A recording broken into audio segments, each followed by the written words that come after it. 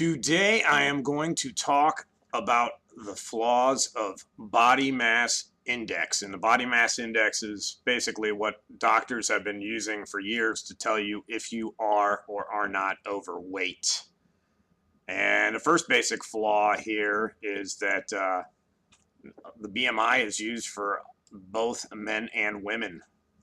And anybody knows anything about men and women knows that men and women are built a little differently. It says that a 5'7", 159-pound man or woman is over healthy weight.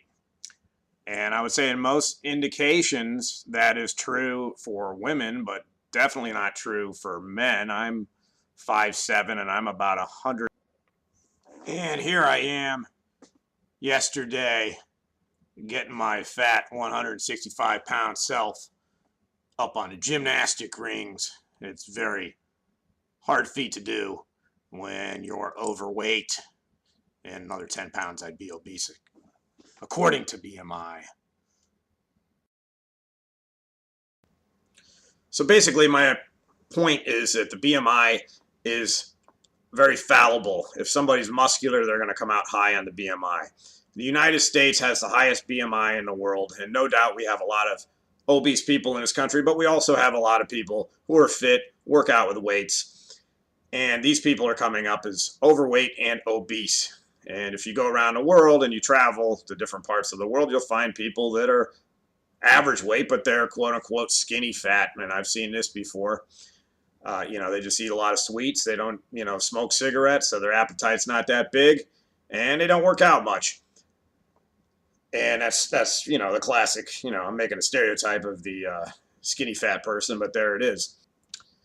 In the United States, we have two bureaucracies here, the National Institutes of Health and the Centers for Disease Control and Prevention, and both of them use BMI as a way to evaluate someone's health. And I have a recommendation to take a quantum leap into the future and use this ultimate high-tech tool here, the tape measurer, waist-to-hip ratio. Measure at the belly button all the way around, measure at the hips all the way around. Any man that's over 100% is definitely at risk for heart disease.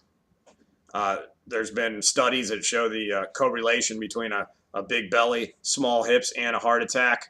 And for women, it's about 80%. And you got to have some fluctuation with women depending on their build.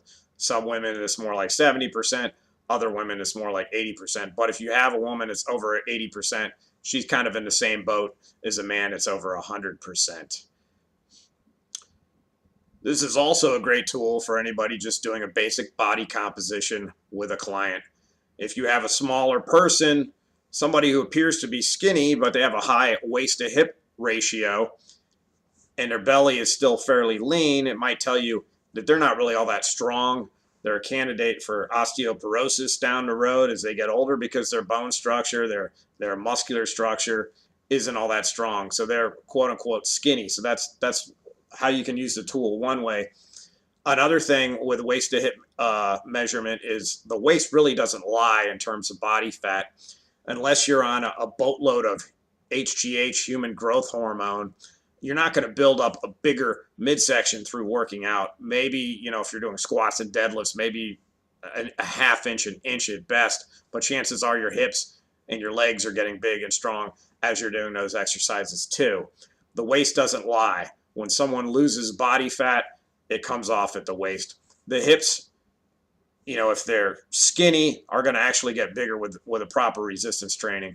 If you're carrying a bit of fat on them, they will probably reduce a little bit, but not as much as the waist. So the waist is a great measurement for body fat. BMI, disregard it.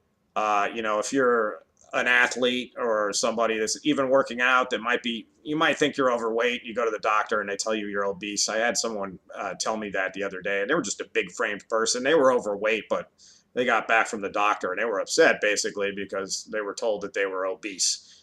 And they were using BMI. So, there's other ways to do this. It'd be nice if our medical professionals got on board with a more realistic way of evaluating people's fitness and basically their body composition and how that affects their health. So I hope that was some help to you. Maybe you got a bad reading on BMI and you want to know the truth. If you have some time, get a tape measure, maybe have someone do it for you. Get your waist to hip measurement. Much more effective analysis. Thank you. Adios.